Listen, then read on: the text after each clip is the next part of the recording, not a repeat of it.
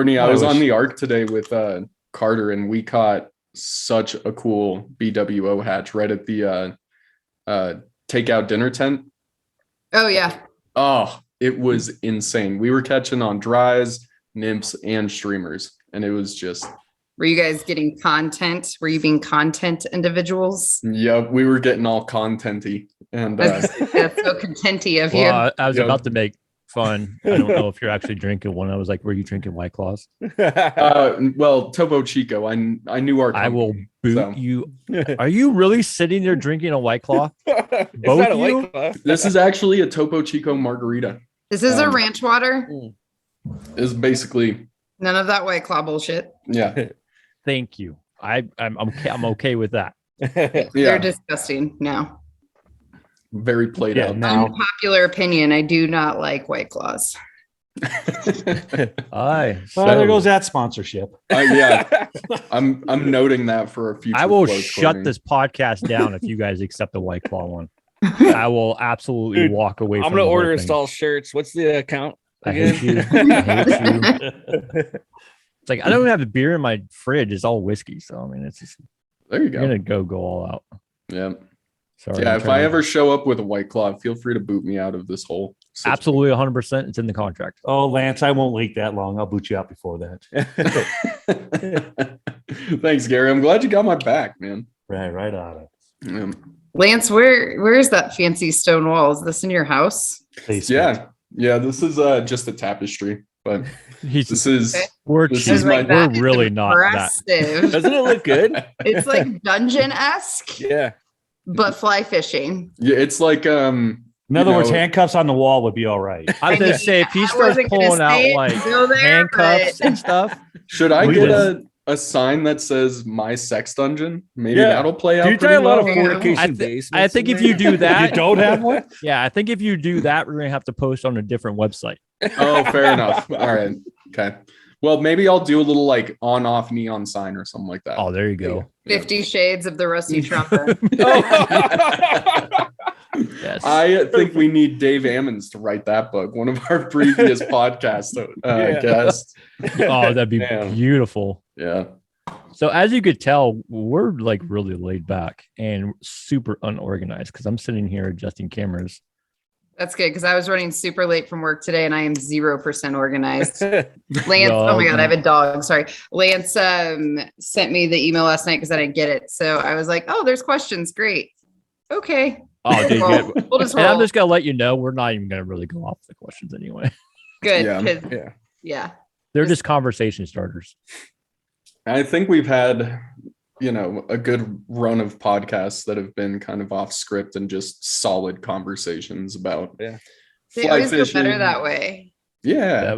That's the whole goal of everything. Hey, forget about that. I want to see the dog. Let's see the dog. Let's see the dog. Jeffy, come here. Jethro. Come here, bud. Yeah, come here. Jethro, tall. Come here. Come here, buddy. There you go. Oh, hang on, back up. There's Jeffy. Awesome. And then that's Otter over there. He's a black lab. I got a chocolate. Do you? Yeah, Otter's he's 14 and he is pretty well known in the waterfowl world. It's actually my boyfriend's dog, but he used to be a guide, and Otter was the son of Ruff. If you guys are into waterfowl hunting at all, and Ruff's like a really famous hunting dog. So I have royalty of black lab lines in my house at all times. Awesome. Including his hair. It's great. Right? Everybody's like, "Oh, black labs are awesome." And he sheds more than my Bernese does. Yeah, and so my stairwell looks like a dead dog just on each thing. We have to vacuum like every 2 days. Yeah. So like my one splurge on myself, because I don't just work in fly fishing, I work in corporate and just really busy schedule, is I have a house cleaner that comes like once a month or whatever. And I'm really bad about cleaning in between. Just not the most domesticated woman that ever walked this earth, guys. So I'd much rather be outside. So I always, like the night before, there's the clean before the cleaning people. We all know this, right? Yep. So I'm like going through, and eventually I'm just like, screw it. And then they get here and I'm like, lo siento. Every time. And she's like, don't worry, I know. Like, Dude, I just went cheap and I just got kids. There you go. I don't know if that's cheaper, dude. Well, I don't think that's cheaper. Maybe a Roomba, but Yeah. it probably was freaking shenanigans. Why is this not? I was gonna say, Courtney, at least you're consistent, so they know what to expect, right? oh, totally. Yeah. I every time I'm a little bit embarrassed. I'm like, they probably think dudes live here. It's me and my son, and I'm like 50% of the time, but 12-year-old boy is basically like a group of college guys. So Yes, I have one that's almost 17, and it's oh my god, it's like I have that in a girl, and I always thought the girl was gonna be a pain in the ass. No, it's my boy. And it's just really? like, and he's huge into sports, so like there's a trail. So it smells. Yeah, as soon as Yeah. you walk in the We're door, at that age. there's, Everything smells. bats and gloves, and like you can see his shirt, and like one shoe's halfway through the kitchen and the other one's halfway through the other side of the kitchen, and then his jersey, and you see this straight line through the house going into the fridge, coming back out, and going upstairs to his room. It's literally. So mine, we just he broke his wrist snowboarding a few weekends ago, and it's a stable fracture, so they put him in like this removable hard cast. It's actually a BOA system on the cast. Casts have come a long way since we were growing up. Right. But he's at the point now where he can take it off. But like, we'll get in the car in the morning, I'm like, where's your cast? He's like, I don't know, I don't need that thing. And I'm like, yeah, actually you do. I'm paying the medical bills. Go get it. And he's like throwing it on in the car. I'm like, I'm so glad. This is great. This is great. It's like if you were like weren't my kid, I'd sell you. I mean, I might still sell them, even though I mean, right price. I mean, that's what I've told mine. like there's days Yeah. where I'm like, it's a good thing you're non-returnable, buddy. Yeah, no kidding. You guys are making having kids sound like just such an absolute. Oh, they're delight. amazing. Consider this birth control. I love mine though. Don't get me wrong, I absolutely love him, and I love him as he's getting older. Thank you. Like the older ages are more fun because it's awesome when they go drive. row, Right? let's go hunt, let's go fish. So now I just have like a built-in outdoor buddy. You know what's really nice, like right now, is when you got to get stuff from the store and you're like, I really don't want to go to the store. You're like, oh, I got kids that drive. So while she was out, and I'm like, hey, I got to step for this podcast. Why don't you swing by and grab us dinner? Because mom and Bub are out of town. She's like, Perfect. okay. There you go. Like having your own personal Uber. Yeah. And Where do you guys all and live? DoorDasher. Where do you guys all live? I know where you live, Lance, besides the dungeon. I'm in Oregon. Okay. I'm in South Arizona, and Ryan's in South Dakota. Okay. All over the place. Oh yeah. Where are you at? I didn't even know. I didn't find out. I'm South Denver, Parker. Highlands Ranch, not far. Yeah, my brother lives in Parker. The other suburban bubble. Nice. I'll be down there. I go between here and actually where Lance is, Buena Vista. I have some land down there too, so I go back and forth. River's picking up a little bit. I know. I was Thank looking goodness. at that. Yeah. We were down there last weekend trying to float, and then the like 50-mile-per-hour winds came through, and I was like, Yeah. Yeah. They hit us too. I feel like it was windy for like 3 weeks straight. I mean, we had Ridiculous. I'm from the East Coast originally. I'm like, anywhere else on the planet, this would be considered a hurricane. It's just a cool breeze out here. for you real. know? For real. I think it was, I didn't see it, but somebody told me they saw in the news. I think it might have been like Nebraska or something, like a town basically got flattened because it was like 90 to 100-mile-per-hour winds there. Yeah. Oof. I thought my fence was gone for sure. I mean, we were getting 65-mile-an-hour gusts out there. So yeah, it's no fun. I had a buddy, he was out on the water guiding that day. I'm like, man, you got some trooper clients, bro. They caught fish. But yeah, well, actually, when I was driving back from BV with some friends, they were like, do you think anyone's guiding? Or they were like, if you had to guide today, what would you have done? And I said, cancel the trip. Run out of gas. Like, yeah. I was like, if anyone's out guiding today, Good power luck. would be with them. I don't even know what to say. Like, this would be the worst guiding. I mean, not too many clients would stick through it anyway. They'd be like, I'm good. Thanks for my sandwich. We can quit at lunch.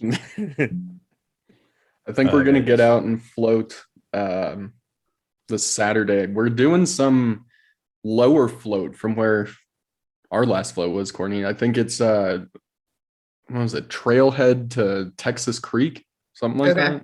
I haven't done that one. I've heard about it. Are you going with No, not upriver. Are you just going in your boat? No, my buddy Gavin actually. Okay. He's gonna come up, and then my buddy Robin. You met Robin on our float last Is fall. Gavin, what's his last name? Green. Yeah, I know Gavin. Gavin and I go way back. Really? I said, Nice. what up? Yeah, so Definitely I will. used to work at a shop here in Denver many moons ago. This is back in like 2012, 13, 14. I don't even know at this point. And he was one of the first guides we hired. I think it was his first guiding gig, actually. So yeah, I've known Gavin for a long time. Yeah, he's a cool guy. I enjoy hanging out with him. He's a goofball too. He is a goofball, and I think I'm glad he found his spot down on like the gunny. Yeah, definitely. I think it fits him really well. So. Yeah, and he puts in miles too. I mean, he just picked up that new boat, and he has been, constantly out on the water. He's a great fisherman. Maybe we'll have to bring him on the show one of these days. We'll see. Yeah. He'd be a hoot for sure. Yeah. So, do you guys want to talk about some fishing or something? Is that what this is about? Or? No. This is actually an intervention. Fair enough. Who's being intervened on and for what? I don't know. I think it's just a round robin, maybe. Yeah, we'll each go around and intervene on each other at this point. There you go. Cool. So how long you been in the fishing game, Courtney? I've been fishing solidly since 2012-ish. And I got in the industry shortly thereafter. 13-ish, right around there. Started at a fly shop here in Denver that actually is no longer in operation, and then was there for a few years, did guiding, ran the women's program because I'm a girl, so I got to run a women's program, right? It's a sexist move, but I get it. So then I was also in corporate. I work in healthcare as well, and in 2016 my dad unexpectedly passed, and I needed just to take some time away from work, for my big girl job, as people call it. And I decided to pack all my stuff in my 4Runner, and my son stayed with his dad, and I quit my corporate job and kind of left the world for a couple months and just traveled the Western US. I did like 7,000 miles in 7 states in 7 weeks. Wow. And fly fished like 48 out of 49 days. And just fished with friends and slept on couches the whole time. That's kind of the dream. It was the dream. Yeah. It did not stink. And then came back to Denver and started with a shop called Anglers All here in Denver, and guided for a outfitter called 5280. And was with both of them until I needed to get benefits and a real paycheck again. The whole being an adult thing. So odd. It was so odd. It was kind of rude too, really. But yeah, and then went back into corporate in 2018. I've kind of been balancing both since. So I currently work for Trouts Fly Fishing. We have 2 locations. We have a pretty large location on the Front Range here in Denver, pretty well known. And then we have our secondary location up in the mountains in Silverthorne area. So I'm their director of education and one of their guides, and I've been there for 3.5 years now. So kind of been all around, done the things, like some of the things, don't like some of the things, Yeah, no, that's awesome. So I'd like to chat about that. As far as a director of education, how does that look? What are you doing with that?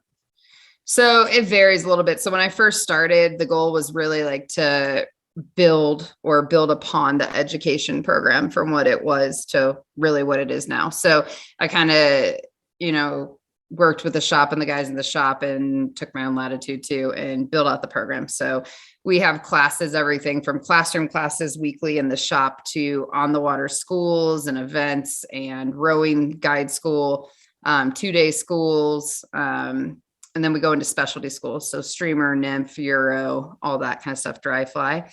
And so the last few years, I've really been focused on actually just like creating the program, getting it set up, getting all the curriculums, all the information, the PowerPoints, got to do all the corporate stuff in the fly fishing world and just build the program. And recently my roles changed a little bit. So I'm Now that that's kind of all built out, they're kind of managing it day to day out of the shop because I mainly work like remotely since I have a full-time corporate gig. And now I function more in kind of like a business development growth perspective. So just going out and trying to make partnerships and community events and do more like group stuff, be it with corporate or, hey, we want to host a happy hour and fly fish. Like, Awesome. hey, I'm your girl. Let's do it. That's cool. Yeah. How So has the it's I'm sorry. Go ahead. I was Go gonna say, has the clients changed in the last years, 2 years, 3 years? Are you seeing have the clients changed? Is that what you asked? Yeah. Are there more newbies coming out and people trying to, Yes. are there more people trying to hone their skills? What have you noticed any big trends? Yeah, I think there's always been that base there, but I think just like with most industries, when COVID hit, the outdoor industry really blew up, right? So Yeah. we had a ton of newbies show up. I mean, the fly fishing industry, and specifically in Colorado, fly fishing, I don't remember, it was like, I could totally be off on this, but I feel like it was like 250,000 more licenses, something crazy number were Yeah, I fishing remember licenses were sold during COVID here or something. Yeah, remember the licenses being like, Yeah. day So in and yeah, just so crazy numbers. that education component, even though we were really building it out and bringing it in before COVID, ended up coming in handy, ironically. Yeah. And it really kind of blew up during that time. So yeah, I think what will be interesting is this year and next shaking out the people who picked it up during COVID and The the people who trenders. stick with it. Yep. Yeah. Yep. So now I think the focus is like moving from, yes, continue to engage newbies, but there's less of that pool now. And I think the big thing that a lot of people miss in these programs is like switching and trending to getting them hooked and then getting them focused on the things that matter, conservation, not just the Instagram photos. Absolutely. Yeah. Yeah. That's a very valid point. I think, all of us, if you're in the fly fishing long enough, I think it kind of comes somewhat naturally. You're going to start caring about your fishery and caring about your watersheds and wanting to take care of them.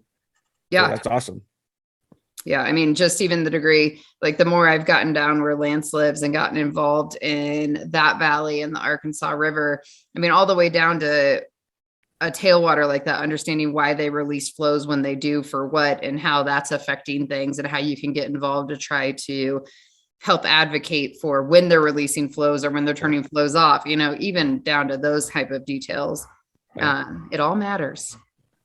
Absolutely. Well, I might have to start prowling around at some of the shops, secondhand shops. There might be some Helioses up after everyone quits fly There you fishing. go, right? dude. Don't crush my spirits, man. I might find one. Who knows? So, I mean, because we ran in, especially being in the Pacific Northwest, we ran into the same thing. I want to say 2012, 2013, there that area of when spay casting came out. Blew up. And it absolutely exploded. And then 3 years later, like no shit, you'd find that crap everywhere at like yard sales. People wouldn't know what the hell to do. They get out there, like you said, social media is, we've always said that it's a double-edged sword. It absolutely helps us and has been an amazing on getting information out there, meeting people. It's how all of us as hosts have met each other pretty much. But it's also one of those like, it's not all those crazy glamorous freaking, it's all about that. It's just like we have these areas for a reason. It's because we care about it and we're putting time into it. It's like a majority of us push out just as much time on the water as we do off the water, trying to make the area, whether it's cleanup, whether it's freaking doing whatever to save our area. And so that's good. You get in the inland Northwest too. And obviously. So Yeah. that's a whole nother level of conservation that we could literally spend hours on and nobody but us would be interested in for the most part. But it would get so but yeah, that's a whole nother level out there, not just like the act of spay casting, but the actual species you guys are chasing and trying to save, quite frankly, out there. Man, I will say it's so nice that everyone's kind of caught a glimpse of what Instagram can do in terms of like negative impact on an environment, ecosystem, whatever you're talking about. And a lot of people are more advocating for those moments to either be called out or taken down, right? Sure.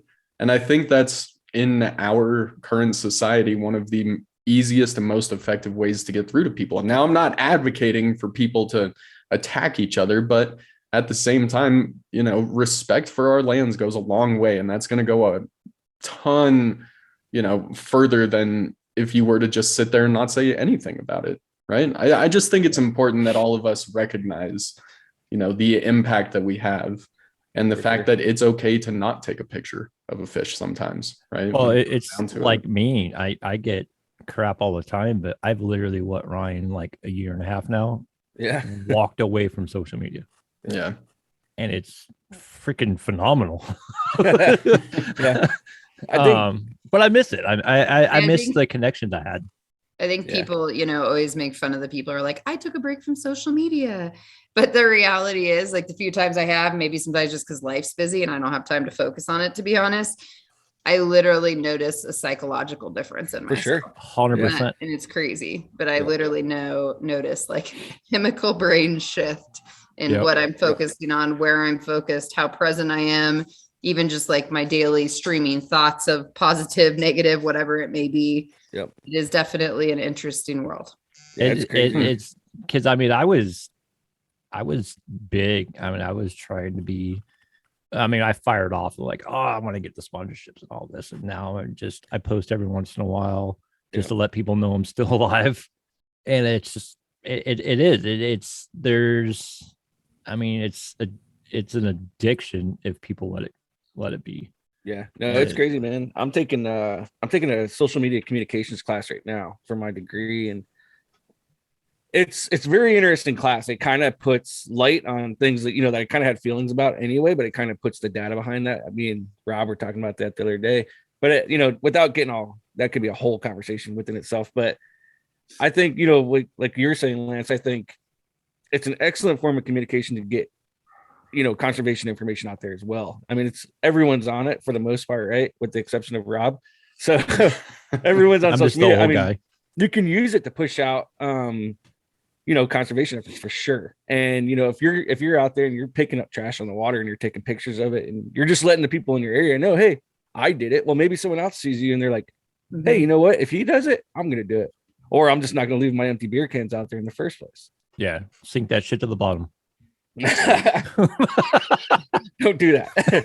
Yeah, don't do that. Well, the thing is like nowadays you don't know if they're doing it for the photo or if they're doing it. They can walk out there, pick up a freaking old flip flop, take a picture of it, and be like, "I'm doing my part." Well, honestly, I don't care what you're doing for. Just get it off the river. Yeah, you know what I mean. At that point, so. That's why I don't pick up trash. I don't want to look like a phony. So yeah.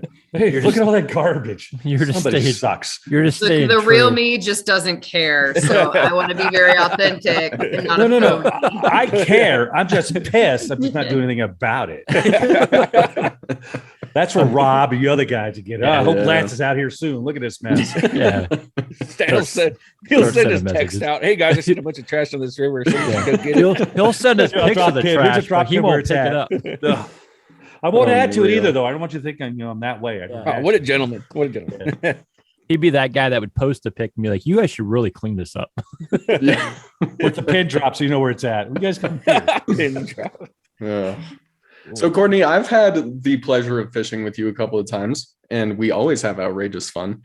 But it's time for us to dive into some of your juicier fish stories. We take anything from embarrassing stories that I've personally told on this podcast to great fish stories to moments that, changed your view of the water and fly fishing. So maybe the hog that got away. Yeah. So anything you want to take under that premise, we'd love to hear about it. Okay. That was one of the questions, by the way. I know, I didn't read the questions, guys. He's like, man, I hate you. You right got now. caught. I also made that pretty ambiguous. So. Like, of all the questions, that was number one, I think, wasn't it? No, there was this one time. No, I don't know. It's kind of odd, and I know that people have these like the fish that got away stories, and I'm sure I have them. But I think for me, you hear it a lot and it's a bit cliched in fly fishing, but I think everybody does go through that evolution of purpose of fly fishing. The like pure throwing yourself in, I want to be in fly fishing for whatever reason, it gets me away, it disconnects me. And then you go through the obsession phase and the whole, you want to get into fish, then you want to get into quantity of fish, then you want to get into size of fish, and then you just want to fish thing, right?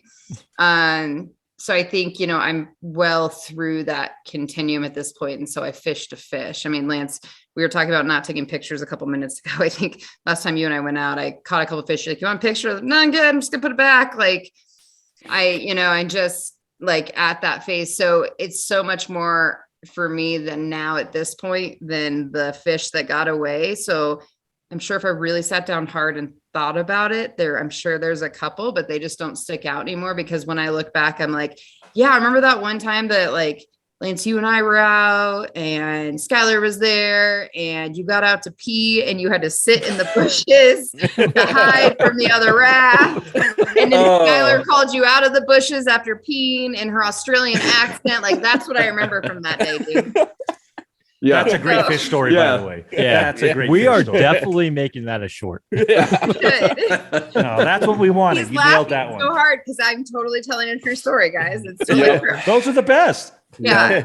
So it's those shameless are the at this Yeah, point. the more shit you learn about Lance. It's the Lance hour. Gets peeled back every episode. And that, so like, that's the stuff I remember. I mean, I have some amazing fish stories because I have been fishing for a long time. And, like people say I got in it before it was cool.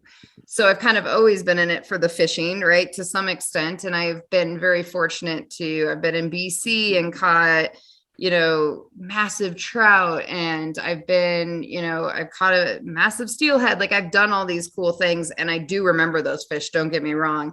But most of the things I remember about those moments are like who was around me, what was going on. Like, the steelhead I caught was in Oregon, not to name the river, back in, that was last year. It was February of 20. Sorry. I don't know about you guys. I have no concept of time since COVID at all. Don't worry. I'm retired. I feel you. Could have been 2016. It could have been last week. I'm not sure. All the same. All the same. Yeah, pretty much. So it was February, I think February or March of last year. And I was there, and it was actually a girls' trip of a random bunch of girls led by one of my girlfriends, who's a awesome guide up on the Henry's Fork, Carly Rowland. And we just went out and we were fishing, and first time I've actually truly steelhead fished, and we were obviously swinging, and we went out with a guide and put in, floated down, did traditional, floated the boat, got out. I was working literally the bottom of my first run and managed a wild steelhead that was insane. But what I remember is the fight. I remember everyone screaming at me. I remember being like, oh my God, me thinking it was a log at first. Me being like, I'm not getting this in, like, this doesn't happen, landing it. And all of us just being like, because in that case, the steelhead numbers are so far down, particularly on that river. The fact that I even got into one, the guide who's been guiding there forever was like, that was my, single digit one of the season. Yeah. Last year was horrible. Yeah. So like, that's the stuff I remember from it, to be honest. I don't necessarily remember like, oh, this one time I was at this point, this GPS point, let me drop it for you. And I lost the 28-inch brown. Yeah. No, I love that perspective. I hope more people have that perspective, actually. I think you hit it right on the head when you mentioned kind of going through those phases. I mean, I'm not ashamed to admit I went through those phases. There was a point in my career where I was like, there's no shame in that game. I need to post only big fish, because what equals likes big fish, whatever.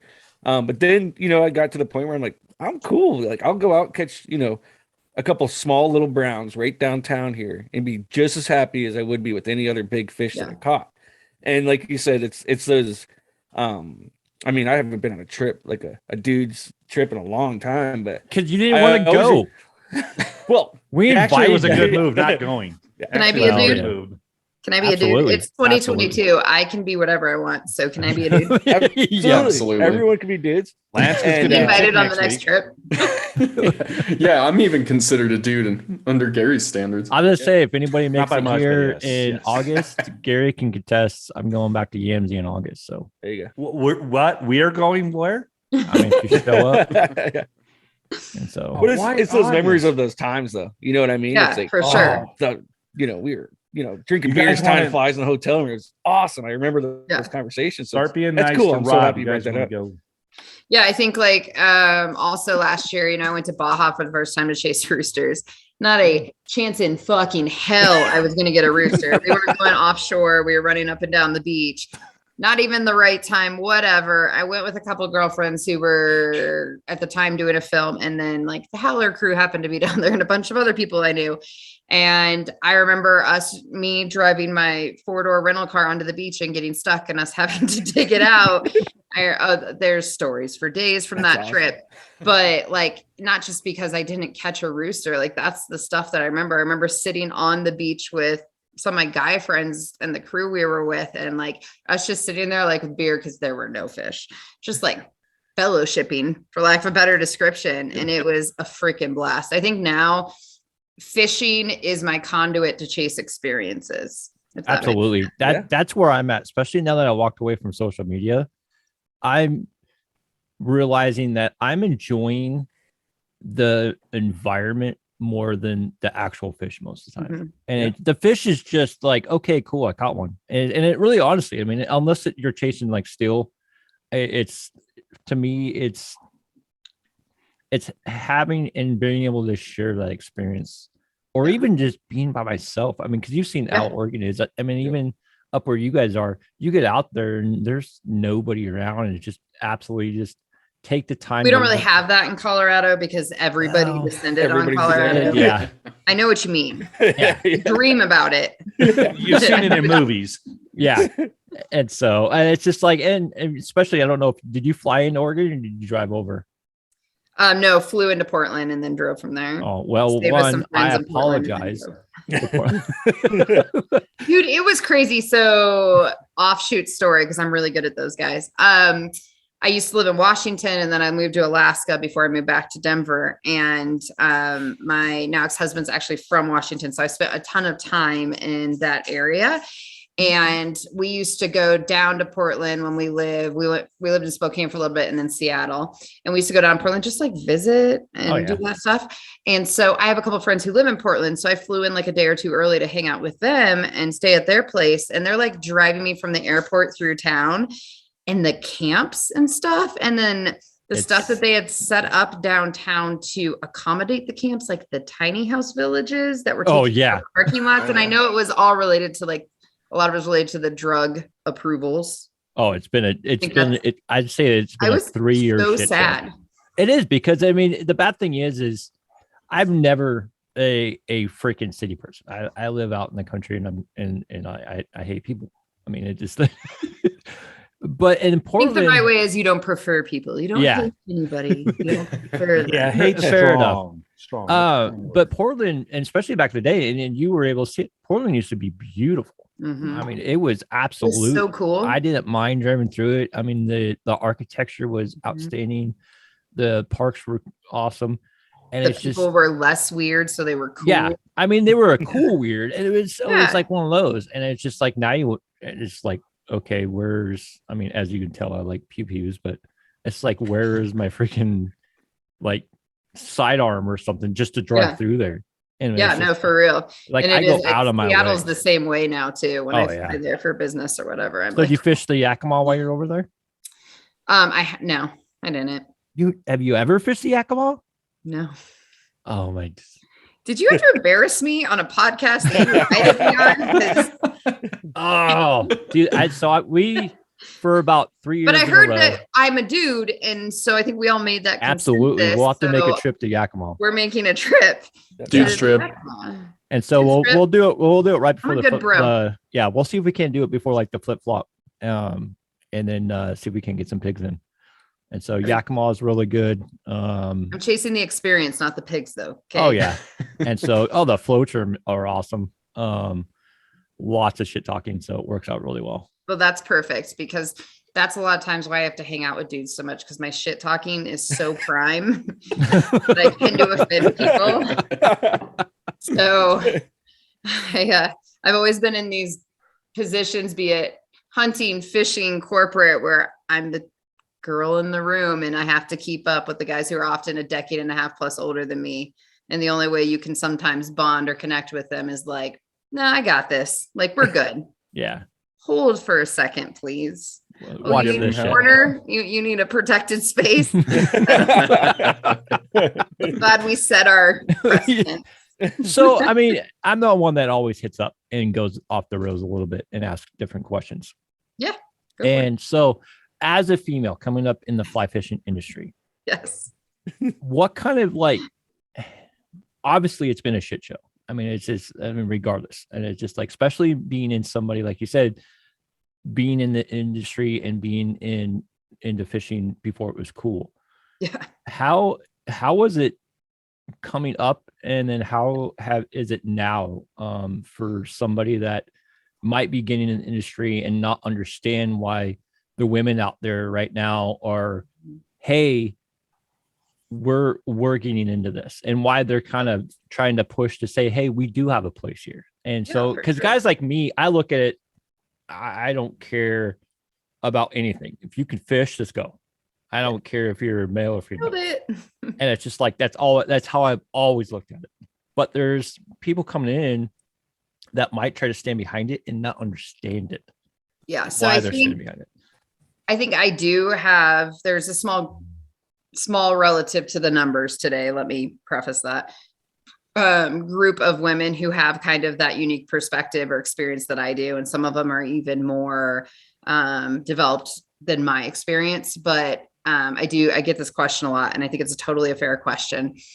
So I did come in before it was cool. And honestly, I came in a couple of years before the women's thing really took off or really got pushed, probably about 2 to 3 years. And so it was interesting to go through the full continuum and what's still evolving, right? Of nobody gave a shit what anatomy I had. They were like, oh, cool. Nice to meet you. Like, you're in a fly shop. This fly shop's new. Like, what's your name? Like, what do you do here? Like, it was just, I was an angler. Yes, I happen to be female, but that was never really pointed out. And so I fished, and then I was quote unquote in the industry.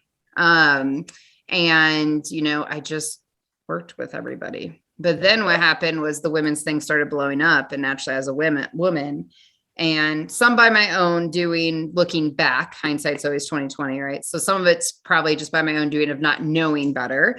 And then some of it by the fact that I'm a woman.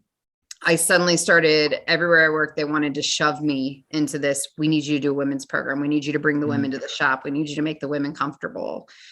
Not like in a forceful way or in an inappropriate way, but in a very valid way. If they were like, hey, we see this, we want to be successful at it. We want people to feel comfortable here, regardless of who they are. We realize this is being called out in whatever way it is. Like, and we have you, Yeah. And so then I started running a women's program here in Denver on the Front Range that quite honestly blew up, like in a good way. It got really large considering the time, right? And so I would hold events and different things that weren't being done. We'd go do knot stations, and they'd be free nights. And I'd bring at the time the Patagonia rep in, and we would do bring all the women's waders, and we'd talk about all the benefits. And I'd talk about things like from a women's perspective, like why I love these waders, and we do try-ons, whatever it was. And we were getting 40, 60, 75, 100, 120, 150 women showing up to these. Nice. And then, to be honest, I started getting bullied like you wouldn't believe. Like, I became a target, and it wasn't necessarily by other women. It was by middle-aged men who just decided, I don't know if it was I wanted to make it like you're getting preferential treatment from my perspective because you have boobs, kind of thing. But I was literally to the point where I was getting death threats. I was having people drive by my house. I had to get legal, attorneys involved to send cease and desist letters. I mean, it was insane. Like I could These were men in the business. Yeah, about your age. not wasn't- even really. You know, I had I won't say his name is, but I had a conversation many years ago with a girlfriend who kind of came up at the same time as I did and has also become a bit known. And she called me upset because she was having a difficult time, and we talked through it. And she said, you know, the thing I realized, it's the fringe. So it's not the people in the industry, and it's not the people who are in it for hobby. It's those people who are standing the gap with social media and wanting to be somebody, but they're not gaining traction. Yeah. Right. Wow. And What a you valid gained point. traction for whatever reason. Like I had gained traction at that time for whatever reason. I will stand on to this day. I have never had an issue with an in the industry person, be it man or woman, to be completely honest. I have so much respect for this industry, and I have been in it and deep in it and not as deep in it, you know, back and forth. And I have been so supported through the brands. I fish with Orvis now. They're amazing. I was with Hardy prior to Orvis. They were great. It's this, like, if you're thinking about a tree, right, and you're looking in it at its layers, it's that layer that's just outside of the industry, like desperate to be in, but they just aren't there. Yeah. And those are the ones consistently I've seen. And when she said it, I was like, you're dead right. And so it was this sector of mainly men. There were a few women, but mainly men, to be honest, who were middle-aged, a lot of them married with kids, and they're like attacking me. And I'm this 20 some odd year old chick, you know, and I'm like, oh my God, why does everyone hate me? You know? And I'm just like, I just love to fly fish, guys. Like, why don't you like me? You know? And so I went into this, I kind of got put into the women's category, and I did run the women's programs, not by forcefulness, but also by choice. And then I kind of had this whole evolution of like, I love women. I'm a woman. But I want everyone to fish. I don't just want women to fish. Yeah. And for me, kind of what I said earlier, I started getting more focused on quality over quantity.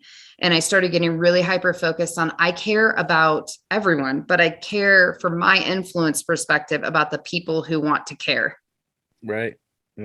And when I started like getting solid and confident in that stance, which was not well accepted because I was a woman, I started saying like, I can't do this anymore. Not because I don't want women in fly fishing, not because I don't believe in women's programs. I know some girls right now, especially in the Colorado area, that are running amazing women's programs, but because what I felt like my drive and mission was not bigger. I don't want to say bigger, was different than that. Like that just wasn't my calling, wasn't women only. And so honestly, when I went back to corporate in 2018 and left Anglers All, they were amazing to work for. Absolutely loved working there. But I took a break and was like, I need to reassess my entire involvement in this, because like we've talked about, it's so easy to get caught up. And that was really big then, of getting caught up. And so I took some time off, and then a mutual connection to Trouts reached out to me. It was like, I really think you should go talk to him. And I was like, I think I don't want to break, you know? And then I went in and I talked to Tucker, the owner, who's incredible.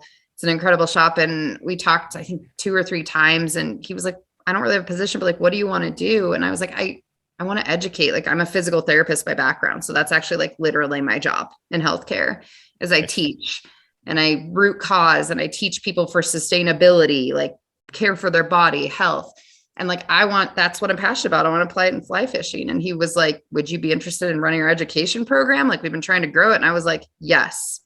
I said, but I won't just do women. Like, if I'm going to do this, it's going to be everybody. It's going to be women, men, children, grandparents, the dog down the street. I don't care.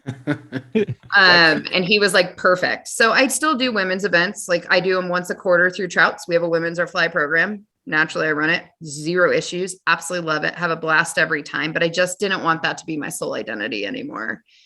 And that's awesome, because I 100% didn't. It's nothing like your side, but I mean, it's just like, I look at it the same way you do, though. It's just like, if I was ever asked to do, because I did Project Healing Water for a really long time, and like the assistant lead, all that. Yeah. And it's just like, I'm not doing it just for the guy. I'm doing it for anybody that wants to show up. And I love that aspect because like you said, you can get it's not a bad thing, but you can get wrapped up in just one lane so easily. And it's just like, and I love hearing that you kind of just stood back and you assessed and you're like, no, I want to shotgun this shit to everybody.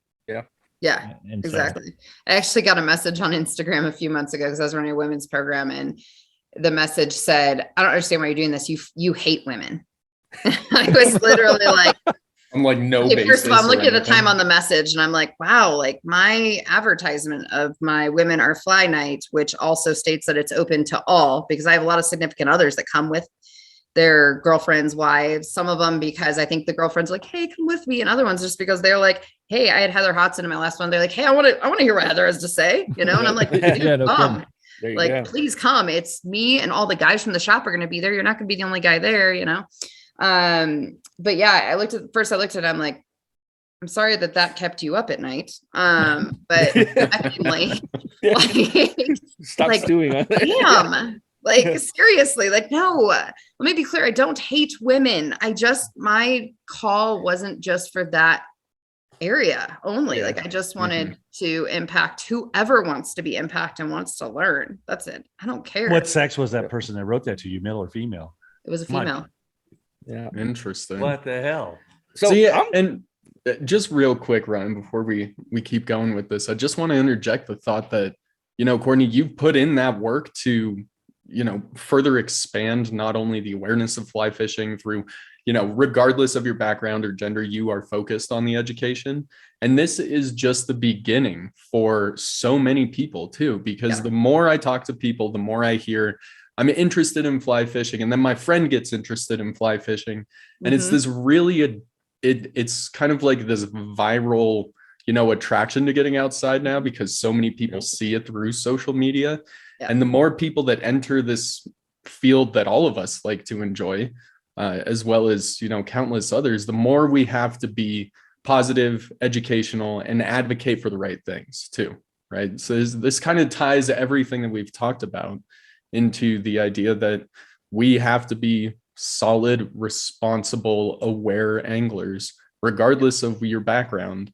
And, you know, we all have the opportunity to find a bit of ourselves in that, but we should also afford others the same space.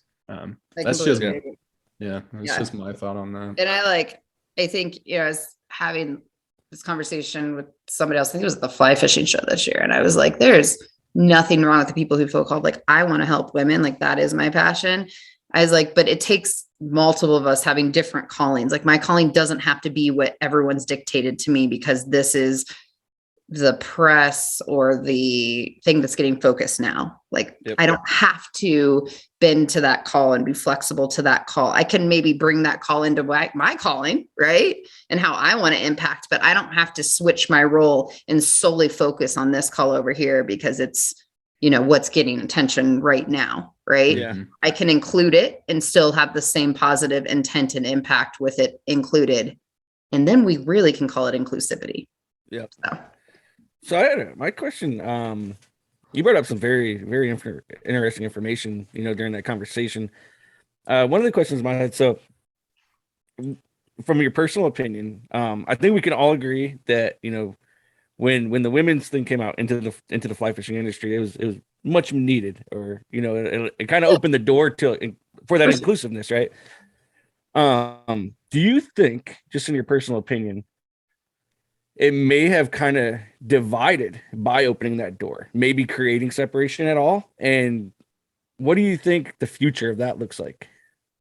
So I think it was like a pendulum, right? So in something that has so longstanding been mostly men, any injection of anything outside of that is a huge pendulum swing. Right. And obviously there was a huge focus on it. So it was a really big pendulum swing because there was a large injection, right? Yep. Be it in marketing focus, actual people coming in, the women's groups coming up, the different events, which all were very positive outcomes of it. I think when the pendulum swings like that, much like our political scene in America these days, things do tend to get very polarized. Yeah, you're taking the focus from Yeah. what's used to being over here, and now it's over here. Well, these individuals over here, like, wait, we were in the spotlight. Now what? Yeah, and it's that. And then I think when you have a large influx like that or change, I don't even want to say change. It's a progression is what it is, to be honest. I don't think change is right. I think when you have a large progression like that, it immediately makes people feel uncomfortable. So the people already existing feel uncomfortable. The people coming in feel uncomfortable. And now we have two groups or multiple groups that feel uncomfortable. And it creates this pretty intense rub, right? So what I feel like is happening is I feel like the pendulum swung, right? And we had that polarization. We have had that rub.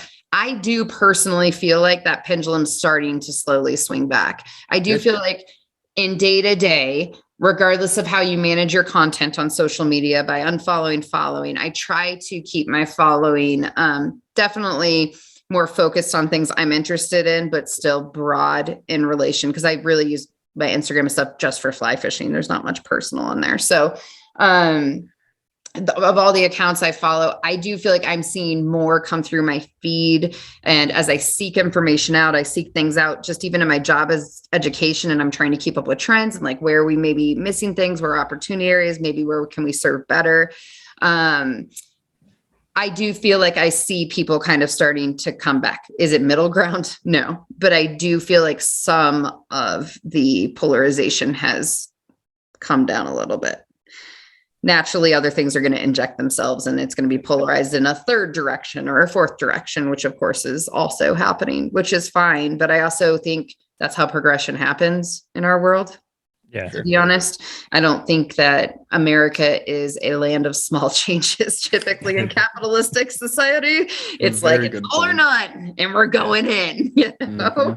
And then that's what made me think about it too, because if you look back through the history, women have been in fly fishing forever. I mean, Joan Wolf. Totally. I mean, it's just like, so it's nothing not in new. the numbers, but they have been in the impact and the importance. Yeah, exactly. And it kind of makes you look at it like, I mean, not to sound like a dick, but is this whole woman push, the people that are coming in, are they quality that people are going to stick around and make a difference in the industry and then actually enjoy it? Or are they coming in just because it's the cool thing to do?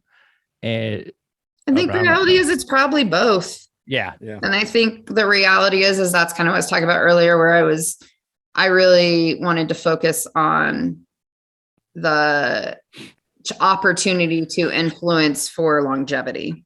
Right. Yeah. Because there's also the possibility, I think sometimes we get really caught up in that more superficial, like, do you really care or not?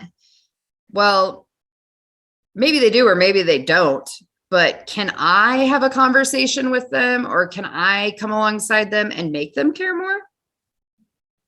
Like, versus just being like, nah, you're here for the photos. Yeah. Like if there's somebody who I'm looking at their photos and they're catching my attention, or in historical days, not so much now, but in historical days were annoying me on Instagram or whatever it was, I started self-reflecting, trying to practice some emotional maturity and being like, maybe how can I, knowing what I really want and what I really want to do, how can I maybe twist my perspective and approach to stop being so damn judgmental, to be honest. And I went through the same thing. Yeah. I'd see that guy out there.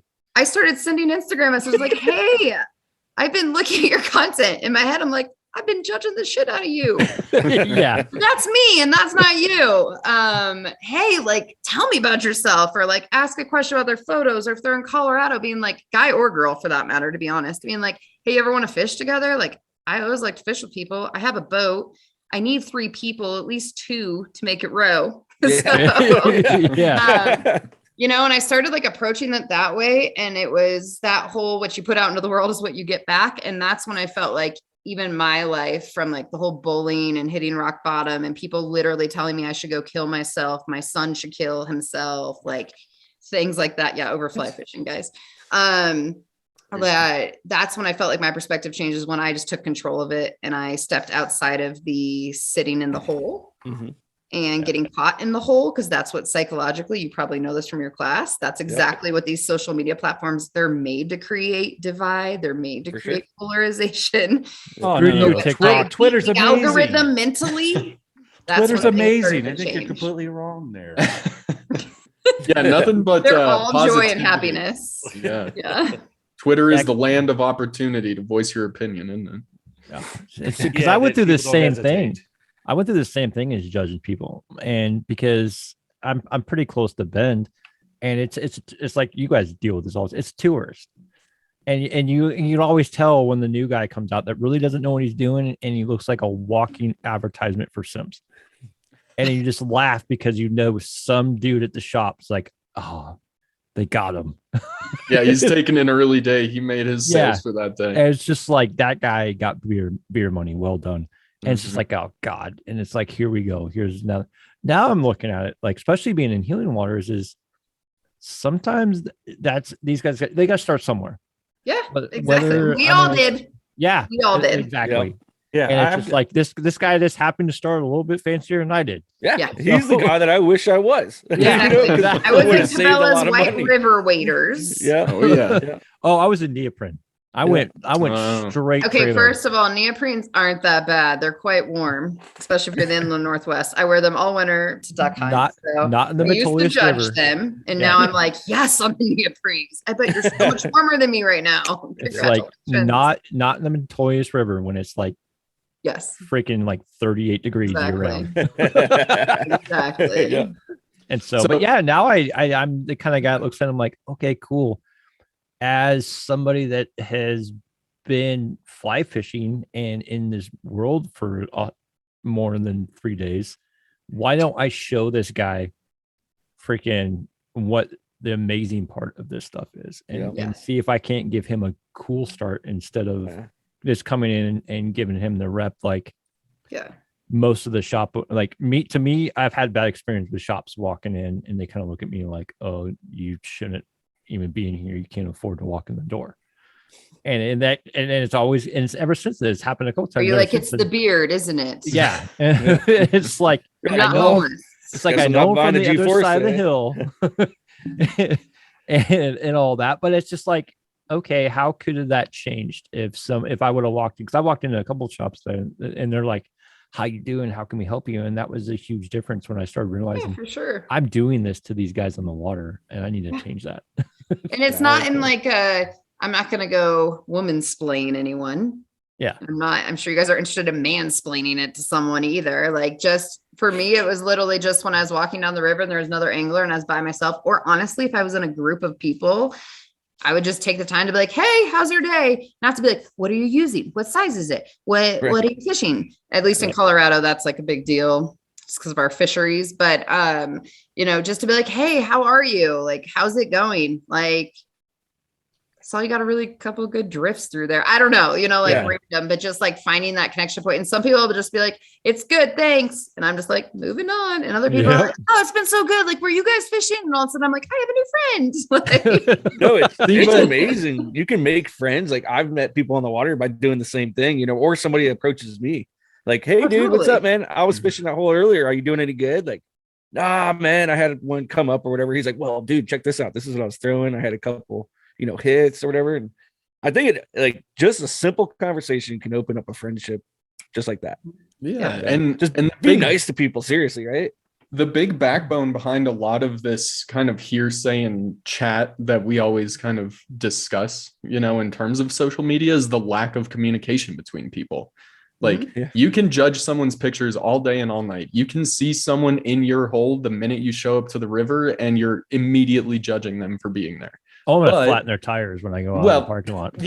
For what it's worth, sometimes it's worth it. But the fact is we don't have those conversations. And if we had those conversations more often or promoted that communicative style of fly fishing, a lot of people would probably leave the river a lot happier, rather than being called out by someone who has a better rod or better setup or a better double haul, and this goes back to your education background, Courtney, and what you do with Trouts is every single one of those conversations, maybe the hot fly of the day does come up in conversation, right? Yeah. But we don't press each other for that. We want to get to know each other more rather than getting to know what is going to catch you more fish, to get those quality pictures, to get the quantity of the fish that you catch up in one day.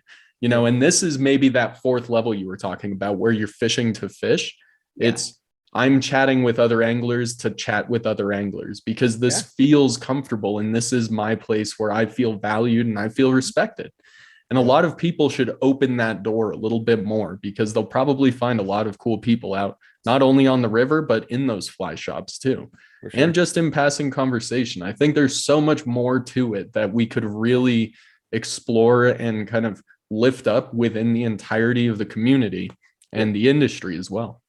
Well, it's a key word. Dude. You just said it. Yeah. I'm community, man. Throwing it in the river.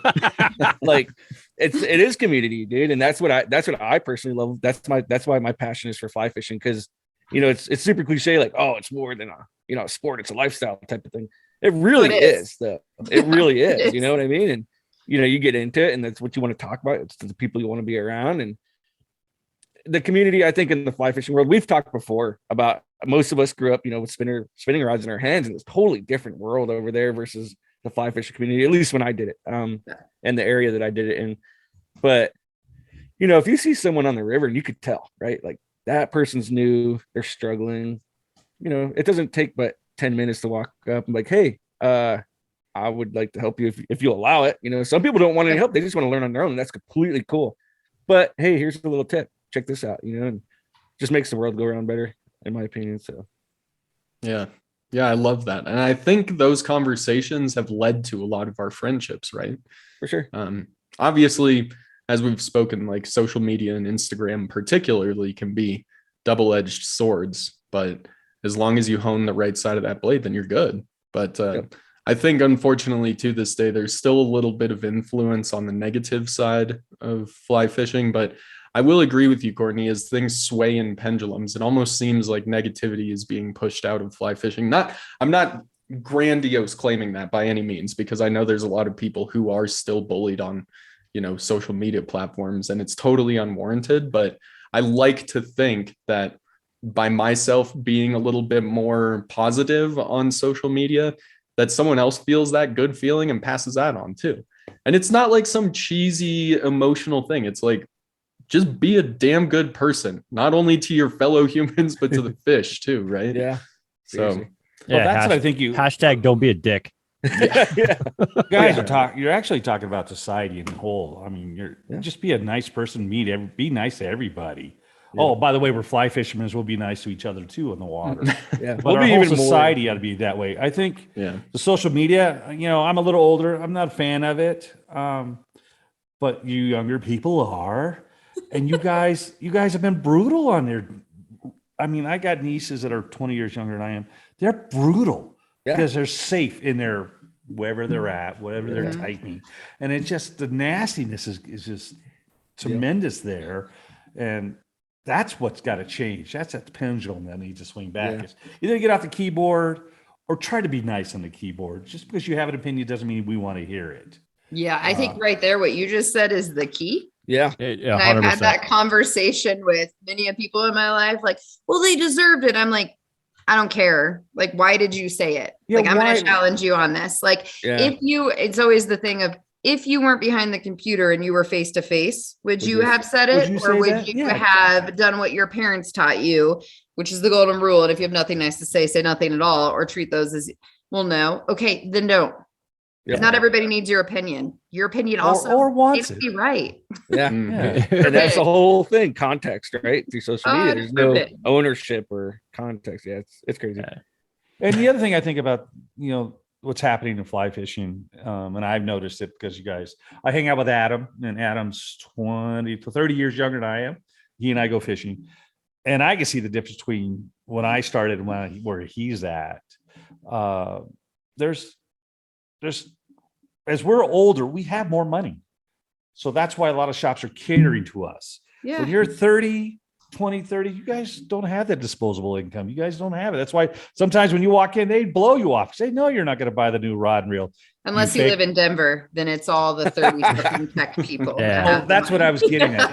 It's the older generation. I'm in the back half of the boomer. That means they're 10, 15 years older than me. You fish with Jesus. Oh, Right. man. No. It's cousin. Anyways, Luke. So anyways, they're slowly stopping. So it is your guys' time. And I think that's part of that pendulum swing is that you guys are now in your 30s. You're next year, 10 years, you guys will be in your 40s. You guys will start being me. I know Well, you want to. I am in my 40s. No, I'm like right at 40, buddy. Well, my whole point is that's part of that pendulum swing is Yeah. the next group coming up. And Mhm. you guys all started your 20s to 30s. You're now going to be in your 40s. And that's that pendulum swing. Yep. And the valid point is we are the future, right? We are the future. And we are here to be stewards of the younger people coming in because they're going to be the future. That's a good point. Yeah. No, you're still part of that, Ryan. 36, bro. I'm not that much younger than you. I'll be 43 this year, so See, not that much younger. This is like 19 guys, so I don't even know why you're focused on each other. So there's that. Yeah, I'm just gonna hang back in my sex dungeon and not say too much there. Okay, first of all, it's 50 Shades of a Rusty Trombone. Sorry. Yeah. I may have to get dual neon signs, I don't know. you need to. Because that's the millennial thing to do. Yeah. Do you like the pink and the pastel colors? Yeah, there you go. Yeah, vaporwave kind of a there you get go. Some lo-fi beats to study and chill to playing in the corner. All right. So that's See? our social part of the show. So anyway, Fly fishing. So I have I an do- important question for you, Courtney. yes. When you're on your little drift boat, paddle or fish, and why? Do you like to paddle or do you want to fish? Damn, that is no one's ever asked me that question. That's actually a really good question. In my years, and Coming I have from the guy that doesn't get in the boat. I hate him. I hate him. He gets out of boats really easily. really well. Yeah. We can go deep on that in a minute, make you uncomfortable, talk about No, your that'd childhood be- traumas, triggers. Yeah, Courtney, that's episode number 1. Go back, you'll see it. I've met plenty of guys because I've gone on many boats, and I've had a couple tell me I don't fish anymore. They say I love paddling, so that's why I was wondering where are you at in that? Yeah, I still love to fish, but I pretty much tell people that I love rowing equally. It's probably only second thing. There is something, and Lance, maybe you can even relate to this, but there is something about being behind in the rower seat, having people on the front and back or just front, whatever it is, watching them, setting them up, getting them success. That I think, again, it's that transition through your career or lifestyle, whatever continuum of fly fishing, where I am equally as jazzed and equally as psyched to do that. And I had just as much play in that success, right, as I would in my own if I was fishing. I've fished long enough and fished, especially around here, that like I know where to go on the rivers. I know how to present the fly. I can get success. And usually, like a couple of weeks ago when I was with Lance and Skylar, he jumped on the oars for a little bit. I got a couple fish and then I was like, all right, I'll row again. Like I'm good, but watching him and Sky get to fish and knowing that they don't get to fish together often, because usually he's rowing and Skylar sometimes, like that's cool to me. Like, no, let me do this for you. Like, let me take the day because I like this as much and I get to like listen to you guys interact. The way that people come out and come alive when they're fly fishing, the personalities that come out, because people start to like just disassociate from their stressful everyday life, right? Between the psychological impact of just the water with all the research they've done and everything, people start to let their guards down. Dude, being in the rower's seat sometimes is the best seat. Like even on guide trips, some of the marital stuff that's come out, I'm like, let's talk about this. front Like, yeah, they'll go at it and they'll be like, I'm so sorry. I'm like, no, let's talk about this. So tell me how you feel, It's like, it's hilarious. It's great. I mean, it's just like, I was telling a story earlier, like I was rowing, Lance went to pee. He had to hide in the bushes because another boat was coming. And then I was like, we ended up down this whole rabbit hole about Lance and Skylar and how they met and got married and like their relationship. And I was like, no fucking way. Like I'm so fascinated right now, my entire day was made. So I would say I won't turn down fishing, but I love rowing equally as much. Dude, And I think there's a lot of value in that seat. Rowing's like that old show that was it the late night taxi freaking Taxi cab confession. Dude, they need to make. Oh my God, I forgot about that. Yeah, they need to make one that's like drift boat confession. That's freaking brilliant. We should do that. Trademark. Yeah, Next podcast idea right there. Brilliant. because I've done the same thing. I mean, it's just like I'm not much of a rower. We just started getting into rafts this last year. But I've always been a big drift boat guy, pontoon boats, and all that.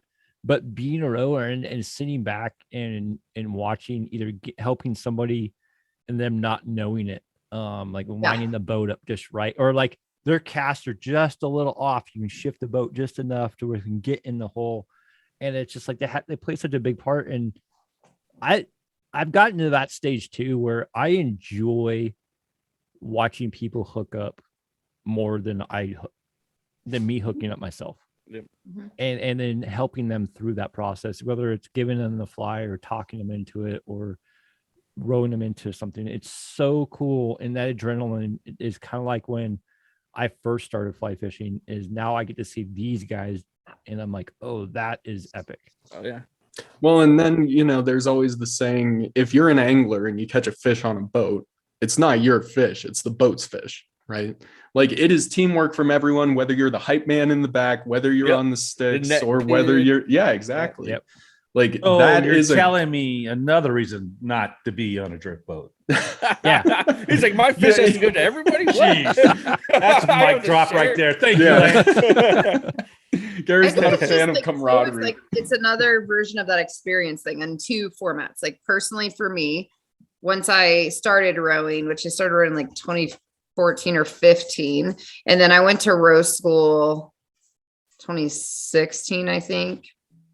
So like it was a new add-on experience, like learning that the technicalities of it, it's similar to fishing, like learning how to read water, where to put what flies. Then we have to get into water columns, seasons, water temperatures, right? Rowing is a whole nother technicality. So when I'm sitting in that boat, like I'm challenging myself, like how can I move from here to there in the smoothest way possible to keep them in a position for success? I think people who fly fish, yes, they do it to get away, but most of us are type A personalities, just gonna be real. Yeah, everyone nod. Yep. Right. Some version of type A. You're just telling yourself you're not, but I promise if I asked your wife, she'd be like, yeah. Yep. Why you're not going to talk to her? Perfect. But we'd be best friends. He's like, She's not coming on the dude's trip. So I think like rowing for me was like the next step kind of in my lifestyle progression in fly fishing. There was the challenge of waiting, and not that I have any of this 100% nailed. I am not inferring that at all, but I am somebody, and I think most of us, again, who are type A, we like to learn, we like to challenge, we like to continually learn. And that's what keeps some of our interest in fly fishing, is there's another technique, another river, another species, another location, whatever it is to learn. Rowing added that secondary component to me. For me. And then on top of it, I'm just that chick who's like, oh, cool. All guys are doing this. Yeah, I got it. I'll go back the trailer down. Don't you worry. I got this. I will vouch for Courtney. She backs. There are 3 cars on the ramp. I will thread that needle with my trailer. You can just sit there. So They're all like, do you need me to direct? And I'm like, no, I'm good. I have learned very fast because my wife grew up on a ranch. To never So she's a badass. Yeah. So to never judge anybody when they say I'm going to back up, women or male. And it's like, you know what? Just let them roll. I mean, it's You just do like, you. yeah. I figured after 27 years of her dealing with my shit, I am never going to question her. Yeah, there you go. Hey, and back it up's not easy. Hog tie you and brand you. Yes. If you're not careful. She will definitely, absolutely. And nobody will ever find the body. Yeah. I like her. I do want to meet her, please.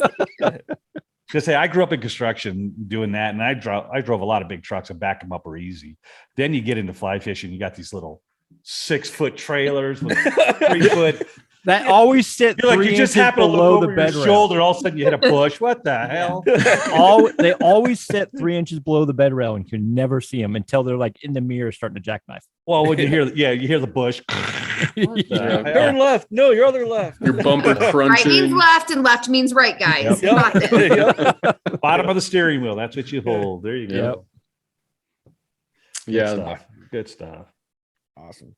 So Well, thank you for coming on, Courtney. Before we let you go, I have one last question for you. Your passion for this lifestyle is very evident, and thank you for sharing your experiences with us. Do you have any advice you'd like to share with the listeners before we shut it down? Yeah. Go fish. Go fish. There you go. Yeah. Awesome. Stop worrying Yeah. about it. If you want to go buy all the gear, I don't care. Go buy all the gear. If you don't want to go buy all the gear, find somebody who's willing to share it with you, because there's a lot of people today, but go. Take your kids, take your significant other, take your cousin's dogs, aunt, sister. Okay. Just go fish. And then learn about your waters, learn about what's around. Learn, because you're gonna be a much more dedicated and meaningful angler. I personally, in my personal opinion, and your fishing days are gonna matter a hell of a lot more if you've just learned. Like, still go catch that fish, but understand the value and the importance, for instance, in inland northwest of the steelhead, of really what that means to hold that fish in your hands. Absolutely. Underwater, keeping it wet. Understand what you're actually experiencing and getting to have that day, but ultimately just go fucking fish. Oh yeah. That's Well, a thank bumper you. sticker. Yep. Well, it was great having you. Thank you for coming on, Courtney. This is Absolutely. Century Free Outdoors podcast.